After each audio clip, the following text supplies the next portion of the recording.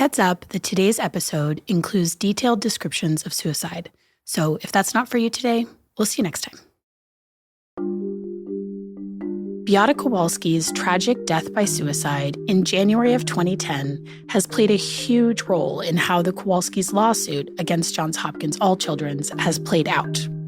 In court, the blame ultimately went to Johns Hopkins, as they are being asked to compensate the family for Beata's death to the tune of many millions of dollars. This death was presented in the plaintiff's story as the ultimate act of motherly love, a heroic sacrifice to save her daughter. Here is lead attorney Gregory Anderson in his closing arguments. What else have they tried to say? What are their other defenses? Well, they blame Beata for taking her own life. And although we'll get into a lot of this more, the fact is that Beata was reacting to a maternal instinct that she had almost no, and in fact, no ability to control. It was the same thing as a mother jumping out in front of a truck to push her 2-year-old out of the way, knowing that it would take her life. And when there's a competition between the maternal instinct and the self-preservation instinct, the maternal instinct is going to win each time. And in the film Take Care of Maya, they draw a straight line between the judge not allowing Beata to hug Maya in court during that final hearing to Beata's death 2 days later. It never made any sense to me why she was denied giving her child that hug. And I can tell you, as we left the courthouse that day, that Beata was devastated. Devastated. And the one thing that I know to this day is none of us can get that hug back now. That hug is gone. Do you think if she had hugged her, things would have turned out differently? Yes, I do. I do. But the real story is far less straightforward. And today, we're digging into it. What really happened to Beata? People believe their eyes. That's something that actually is so central to this whole issue and to people that experience this, is that we do believe the people that we love when they're telling us something. If you questioned everything that everyone told you, you couldn't make it through your day. I'm Andrea Dunlop, and this is Nobody Should Believe Me. In today's episode, we're going to be digging into some new information around Beata Kowalski's death in January of 2017. If you are just joining us, you'll want to start by listening to Season 3, where we covered this case. Or, if you're in a hurry, you can listen to the Kowalski Catch-Up playlist on Spotify, which I'll link to in our show notes. Or if you really want to go all the way down the rabbit hole, you can subscribe on Apple Podcasts or Patreon, where I did real-time trial coverage. I do 2 bonus episodes a month for subscribers, and currently we are unpacking the Justina Pelletier case, which has so many parallels to this story. If monetary support isn't an option, rating and reviewing the show also really helps, as does telling friends about the show on social media or wherever you talk to people. And you can now find our show on YouTube, where we have full episodes as well as lots of bonus content. Now, on with the show. You know, I really worry about the impact that this all has on Maya. To think that her mother somehow died to save her, especially because we now know from email exchanges between Beata and the social worker that Maya was talking to her mom on FaceTime hours before her death. She seemingly was the last person to speak to her. But while this tidy narrative about Beata dying to free Maya from the hospital seemed to have moved the jury, I don't believe they got the full story, especially as they couldn't hear any testimony from the defense about medical child abuse, thanks to Judge Hunter Carroll's ruling halfway through the trial that the medical child abuse allegations against Beata were no longer relevant to the case. I just want to say at the top of this episode that I do not know what to make of everything I'm about to share with you, which comes from documentation in the public record. I am not in a position to draw any conclusions about what happened here, but as has been my goal all along, I'm trying to present a more complete picture of this complicated case. So we already covered some of the really strange circumstances of the days leading up to Beata's death in a previous episode. That's episode 4 of last season called Retaliation. And this episode is really a companion episode to that one. I will go ahead and link to that in the show notes. But what we mostly had to go off at that point was Jack's retelling of things, as well as what was in the police reports of the night of the death and the night before. So, to recap, here's Jack's version of events of the night before Beata's death when she went missing for many hours, as he talks about in his interview with the police. Did your wife give you any indication that this would happen? No, but the night before I called the police because she was missing. You know, it was unusual for her to be gone. She said she went to CVS, or going to CVS. And when I was bottling wine with Kyle, and I bottled all the wine, I cleaned up, and it's like she's still not here. So I did call the police. That felt weird. And I looked in my safe. Don't know why I did, but my handgun was missing. And then she came back about 12:30 that night. So what time did she leave? I honestly don't know. I honestly You don't. made a report? Yeah, they came here in Sarasota County. With Sarasota? Mm-hmm. Okay. And then when she came home, I called him again and said she was home. But there was no fighting or anything like that. That was most likely because of what the judge, Okay. Jack goes on to describe the hours leading up to Beata's death. Next morning, I got up. I took Kyle with to go visit Maya. And she went for a massage, and she had a 10 o'clock appointment. Okay. Do you know where that was at? No, I don't. She buys so many, I don't even, Gotcha. It's in Sarasota somewhere. And then what time did you guys come back? We left the hospital around 3, so we got back at 4. Beata was sleeping in Kyle's room with the door locked. And Kyle goes, I got a little screwdriver up above my door. He unlocked it, he went in there, he talked to her for a while. One of my biggest questions surrounding this series of events was, why did he leave her alone in the house? He was obviously concerned enough to call the police the night before when she went missing. And according to him, he also was worried enough about her to call her family. What really bugged her the most, we went to court Friday. My daughter was at court.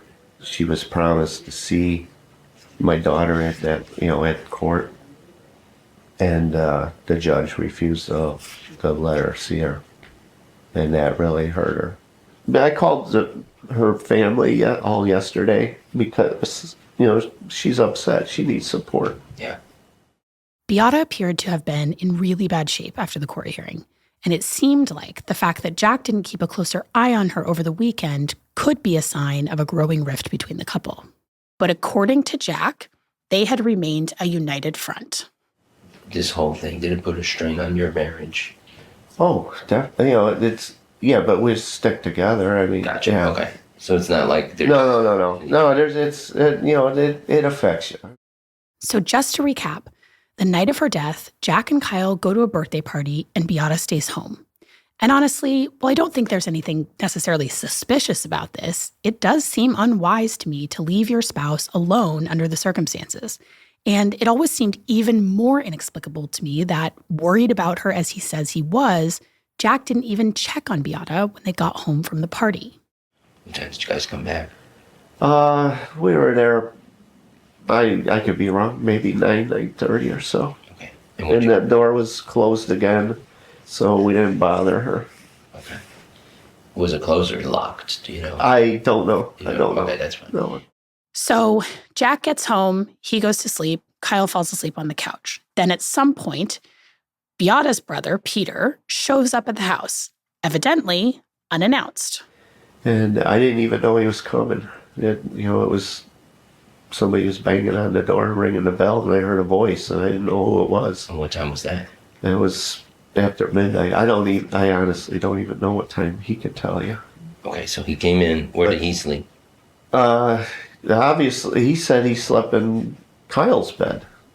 When we got back home, we watched some home shows, and then we were on the couch, and I can't sleep on those things. You stick to them. So, Right. So what time do you think you went to bed?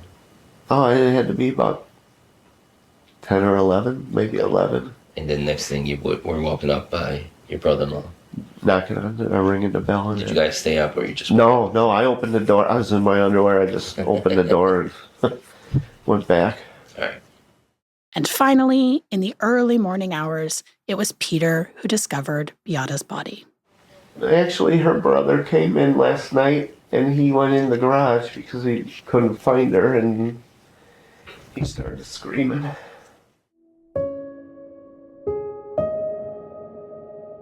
This is obviously a really sad and disturbing series of events, and the way it played out just always seemed odd to me.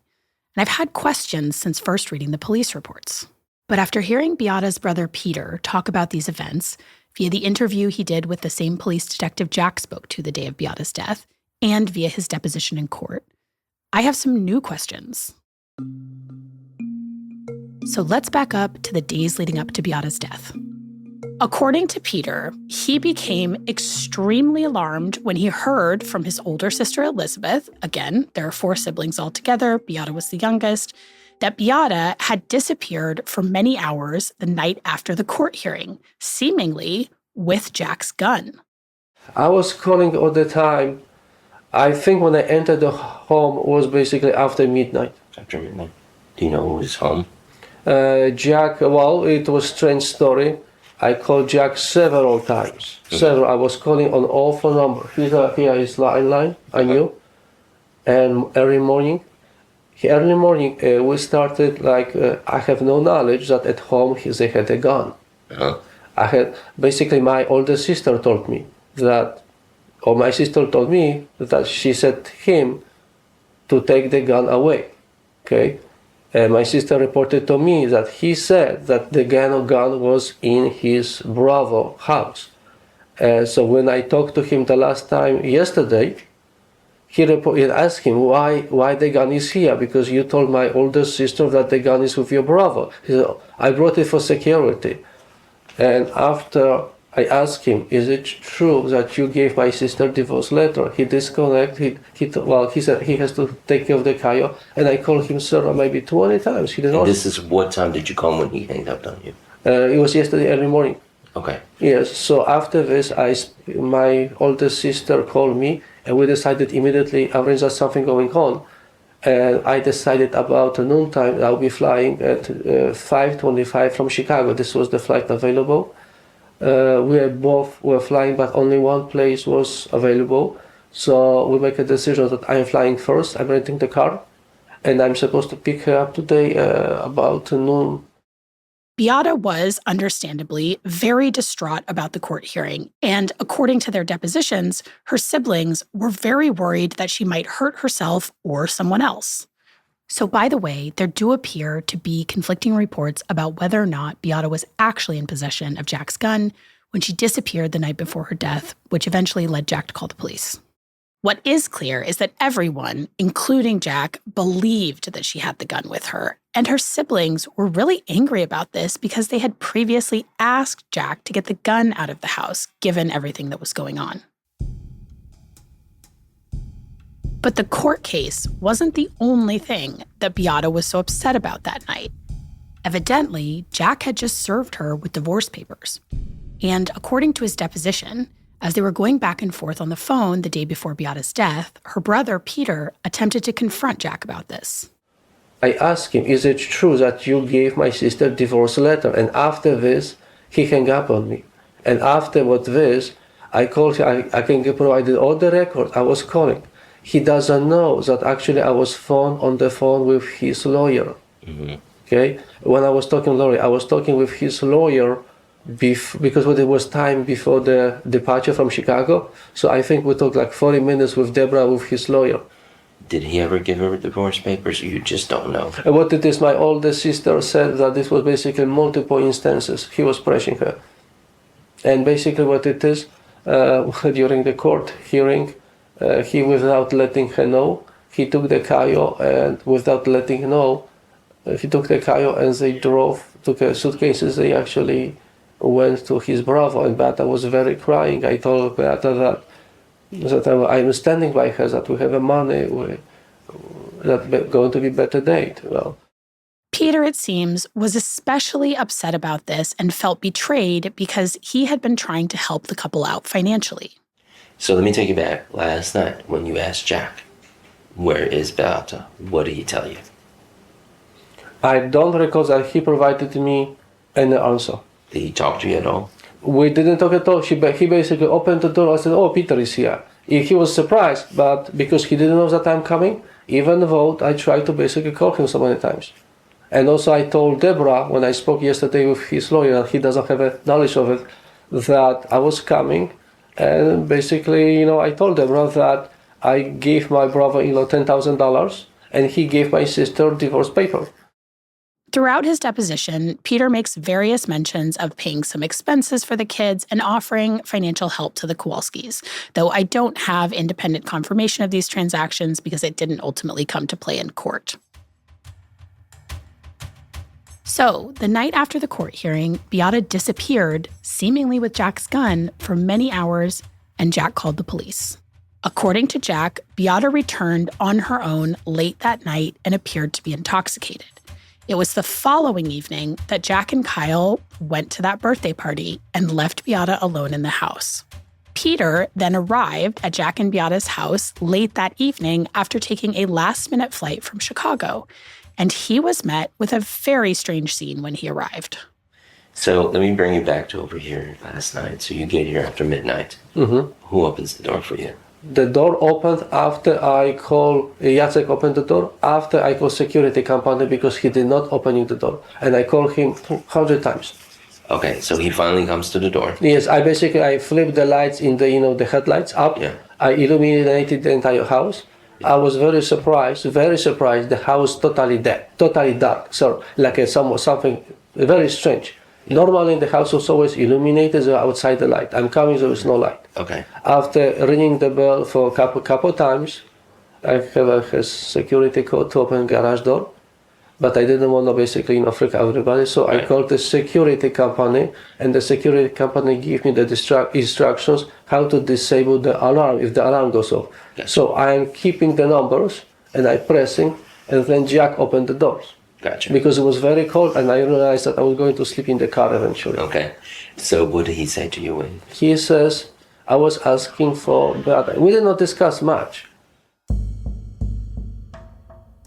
It appears that Peter had been to this house many times, and since on this occasion he arrived in the middle of the night and presumably didn't want to wake everyone up, he attempted to let himself into the house using the key entry pad on the garage door.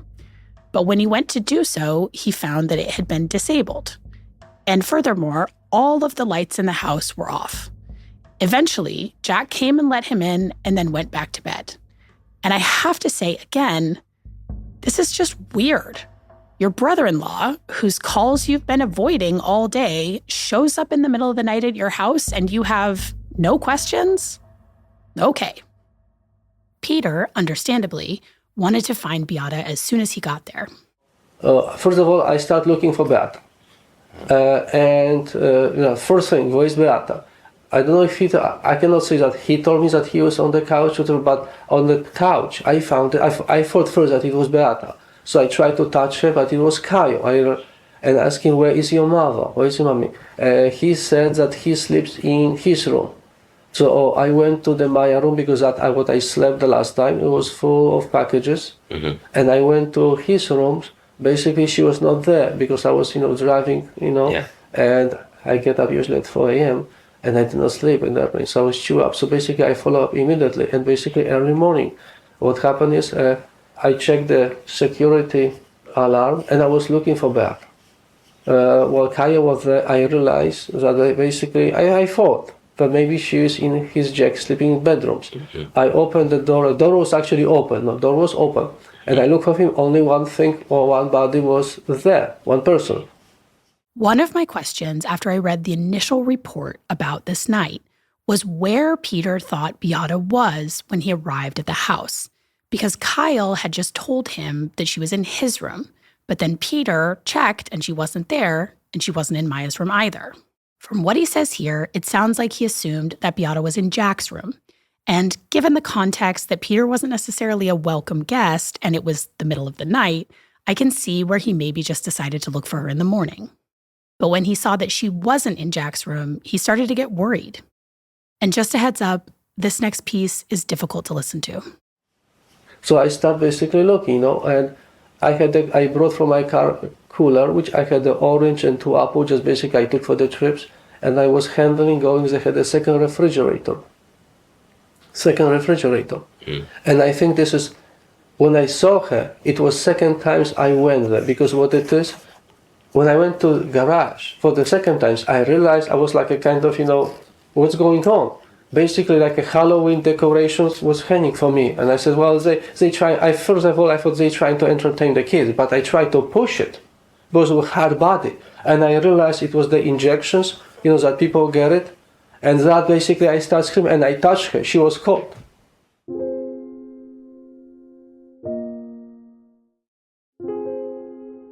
The picture of the relationship between Jack and Beata looks very different in Peter's version than in Jack's. And I realized that Jack was actually they didn't care about her. Jack didn't give her like a New Year wishes. Mm-hmm. I was very surprised that Jack brought the gun to home. Okay, because he promised my older sister the gun. Actually, I don't know whether it is even true.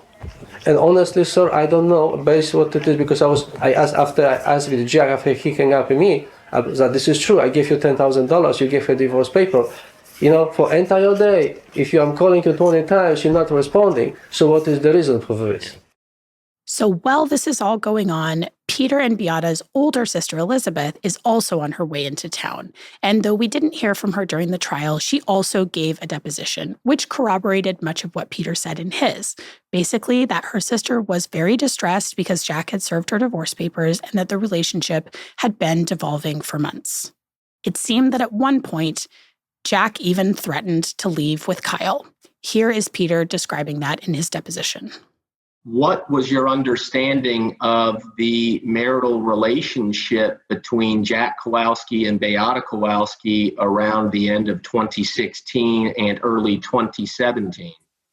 Sir, honestly, for this, I am not really competent to talk about it because I try to stay out of marital problems. I can say that I was shocked, I was surprised that a day or night before, Judge wanted to see Kyle at the court. Jack basically lied me, and basically he didn't have authority. He removed the Kyle from home. I don't know whether it would be good word kidnap Kyle, but he didn't have authority without Beata. Removed the Kyle. He took a suitcase, and I realized that was basically the end of the marriage. This part of the deposition is a little bit tough to decipher, but Peter goes on to describe this series of events where Jack disappeared for a time with Kyle. And this was during the time that Maya was sheltered at Johns Hopkins All Children's, and they had a dependency court hearing coming up. Then someone noticed that Jack had taken a packed suitcase. No, I was just buying shoes, okay. But I had no clue what are the suitcases for. It was later, Beata came and I tried to figure out from Beata what he was doing.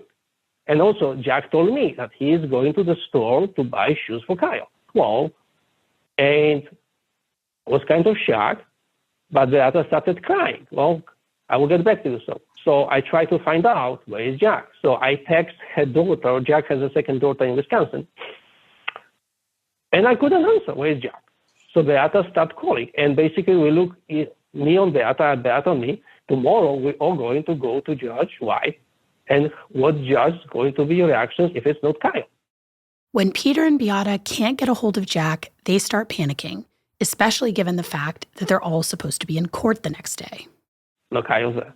Beata called his brother, I believe. I don't know the details because this would be her phone. And we couldn't find. So basically, Beata was heartbroken. And I understood this is beginning the end of the marriage. And at the time, sir, I went to a light controller. And actually, I turned off all unnecessary light. But it was not to the point like when I came in the, and I found dark house with the, and Beata was heartbroken. However, because previously was talking that Maya might return to home, but the required would be like a speculation, sir. Because Beata was the parent being investigated for abuse, there had been some talk of her possibly needing to move out of the house in order for Maya to be released from Johns Hopkins back into Jack's custody. Peter wanted to reassure her that if that happened, he would help her pay for somewhere to live. And the family had evidently scraped together everything they could so that Beata would have what she needed. But this was all a cold comfort to his sister, who, it seemed, was watching her life fall down around her. So to ease this, to help the judge, in case the judge would ask, I've already had pre-approved a mortgage, $250,000 for condominium for Beata. And I rather started crying. I pull out the paperwork that was basically, Beata, you don't believe it, I bought it here, it's $250,000. I said, Beata, let's get out from the house. I told her like 2 days ago. Beata said, this is my house, I don't want to go from this house. I said, well, if you cannot go, okay. So we're going to go tomorrow to judge. We have this Beata show. I show Beata also our financial papers. So basically, I scrambled the plan, everything what I could, sir. My retirement, houses, including actually, sir, to get the water. Things had obviously become increasingly strained between the two families throughout the investigation into Beata, and immediately following her death, they completely fell apart. Peter became understandably emotional during this part of the deposition, and because it was a bit hard to understand him, the translator took over to describe what went down in the immediate aftermath of Beata's death. And later on, after Beata's death, in time of 2 hours, my older sister, Elżbieta, who came in, we wanted to ask Jack about that document. Jack took Kyle out of the house. And later, a few minutes later, his brother, Robin, came, the one who was with Jack in court. He came with his wife or girlfriend. I don't know what relationship they have. That woman that came with Robin, the brother, Jack's brother, she pulled harshly pillow from underneath my sister's head. And they told us to get out of the house. I thought they were joking. Elizabeth, Peter and Beata's older sister, corroborated these events in her deposition, saying that Robert's wife, or potentially his girlfriend, it's unclear, actually yanked the pillow out from under her head and demanded that they leave the house. And things escalated from there. Mr. Zarowski, why did you call the police while you were staying at the Kowalski's house? Practically felt like I belonged there. That was my place. I had all the security codes, and I never really had to ask if I could come or not. My sister always allowed me to come. I'm just trying to, why did you, what police agency did you call, and why did you call them? It was hard for me to believe that Jack was kicking us out of the house, that he told us to get out. It was hard to believe. Why was that hard to believe? Because we were helping Jack financially, and that documents that he was supposed to sign were for $750,000. Why was Mr. Kowalski going to sign a document for $750,000? That was after Jack took Kyle out of the house, and when Beata said that she doesn't want any more financial gifts from us, and that she asked Jack to pay all the money back. Peter brings up money numerous times in his deposition, and it's unclear to me what role this played in how all of this unfolded. Now, obviously, this was probably one of the worst days of Jack Kowalski's life, but this seems like utterly bizarre behavior to kick your wife's grieving siblings out of your house hours after her death. During his cross, Gregory Anderson, lead attorney for Jack Kowalski, puts a couple of theories to Peter about why this behavior might have happened. Could it maybe have been that Jack just wanted to be alone to grieve his loss? But Peter's just not really having it. And furthermore, this whole thing seems fishy to him. I found my sister, which was very disturbing, and I had several questions and doubts to the investigators, and also I had questions to the letter. This is from the examiner. Understood. And what were your suspicions? So, sir, first of all, who turned off the light at home upon my arrival? Why Jack was at home with the coyote, with the light being turned off? Why Jack was at home with the security system disarmed? Second group of questions was, I found my sister, she had attached medical device. It was not surprising me that she had, because in her car, in the trunk, she had a stack of it because she was the infusion nurse. And after the examiners sent me a letter that in my sister's body there was no chemical, no alcohol. The letter, so I think you forwarded it to me as well. I started questions. So what it is, whether it was examiner error or something else. Well, we'll get to your questions about your suspicions later, but is it fair to say that you had questions about whether Jack Kowalski was involved in your sister's passing? So everyone is innocent until proven guilty. And as I said, Jack came to me with his brother, and they admitted circuit breakers were off.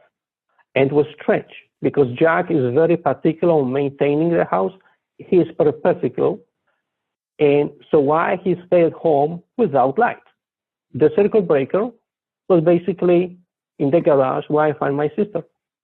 Just to explain what Peter is saying here, he had questions about the medical examiner's report on his sister's death, which he followed up with him about in a series of letters, which I will link to in the show notes. And he couldn't make sense of why the circuit breaker was off when he arrived at the house. And this stuck out to him because the breaker was right near where he discovered his sister's body. Peter also appears to have some questions about possible financial motivations. Why did you contact her employer at CVS Cornham? I contact her employer. I try to find details about my sister's life policy and what happened. What did you learn upon contacting Beata Kowalski's employer at CVS Cornham after her passing? I don't recall the details, but I might recall that she might have additional health insurance that her husband was basically entitled to collect. So if I'm understanding you correctly, there was a life insurance policy that Mr. Kowalski would collect in the event of her passing? Yes, sir. For sure, just to be correct. My sister, she had personal life insurance, which might be multiple what she would get from an employer. And it appears that Peter looked into hiring a lawyer to look into the circumstances around Beata's death.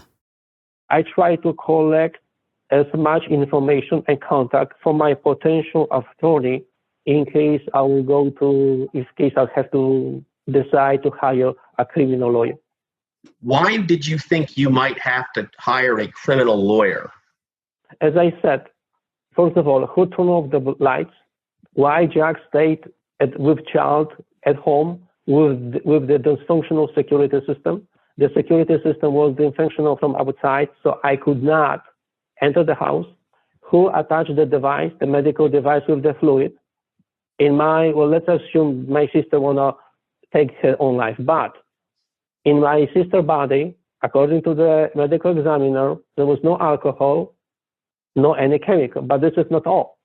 Actually, I appreciate your attorney, your letter information. I was eliminated because the reason that triggered my flight that night to Florida was that Jack called my sister, Elizabeth, and he was basically complaining that Beata was drunk. Let's assume, of course, we have to believe the chief because Jack he's the chief.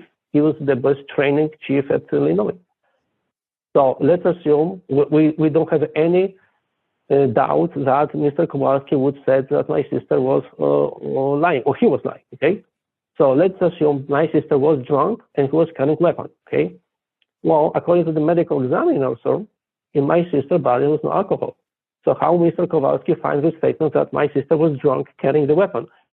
It's a little unclear to me what Peter is questioning here, as though I don't know the exact science, it seems to me that Beata could have been drunk more than 24 hours before her death and that it wouldn't necessarily have shown up in the medical examiner's report. But what Peter brings up next is less easily accounted for. And this entire event, sir, could be recorded on the video, could be available on video. What do you mean this whole event could be on video?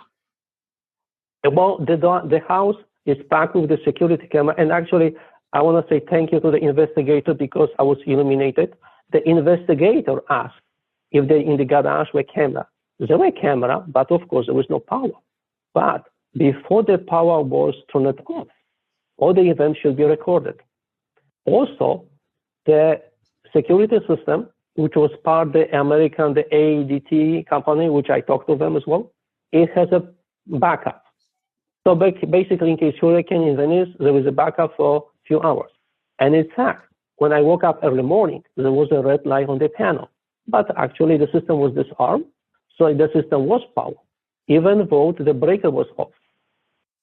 And basically, the ADT will not disclose any details until they're going to get a request. And also, just for information of Tony, Mr. Kowalski canceled the contract with the company.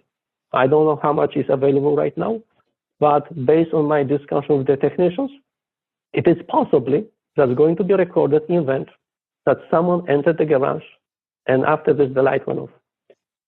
It's possible. I don't want to speculate, Tony. If I'm understanding you correctly, you had some suspicions that there might have been video of what happened in the garage to your sister in January of 2017? Form objection. That's correct, sir.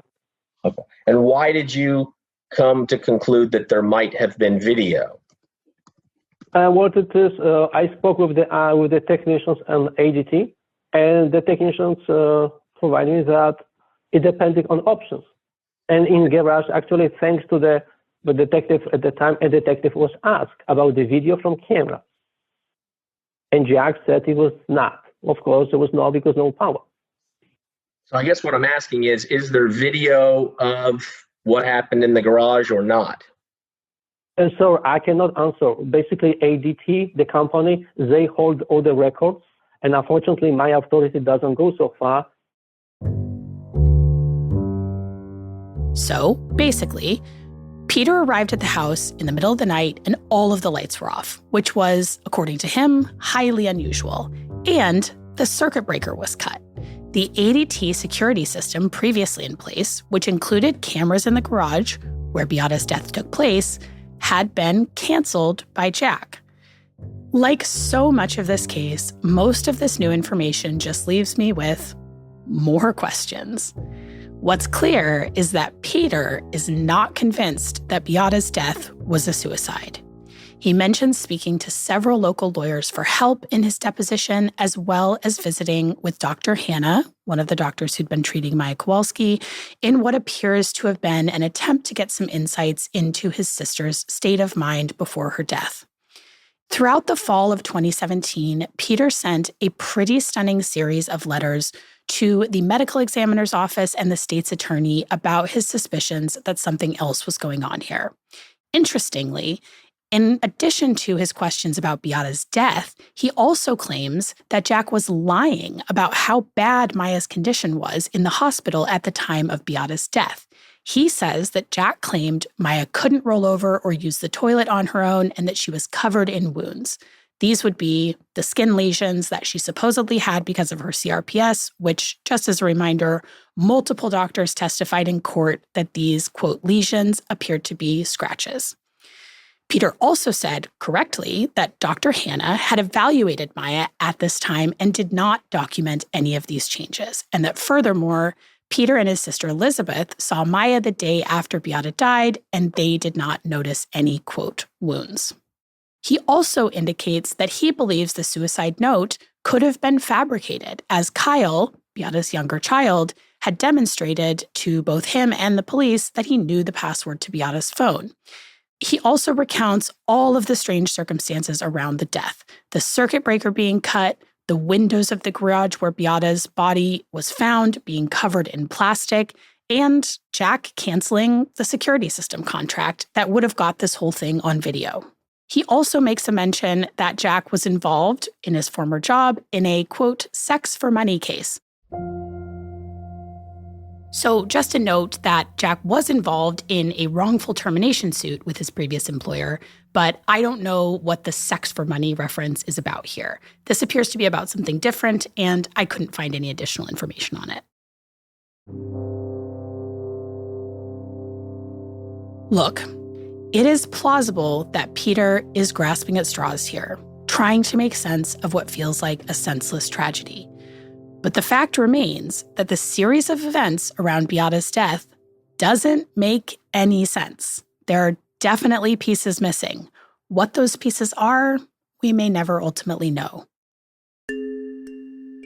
In the end, I don't know if Jack really believed before the investigation that Maya was sick, or if he was in some ways enabling this abuse. And if it's the latter case, what might have motivated him to do that? But I think we can all take a guess at what's been motivating him ever since Beata's death. Namely, many millions of dollars and a hugely sympathetic portrayal as a heroic father to millions of viewers.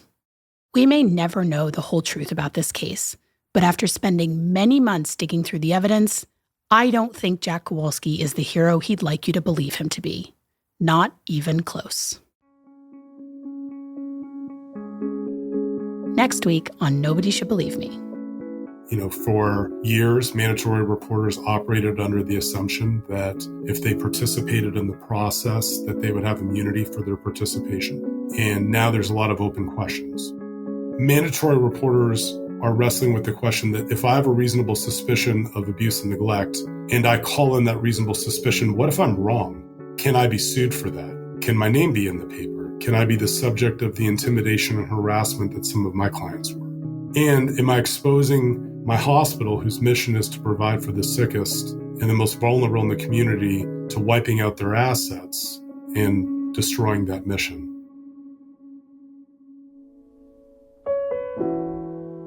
This episode was written and produced by me, Andrea Dunlop.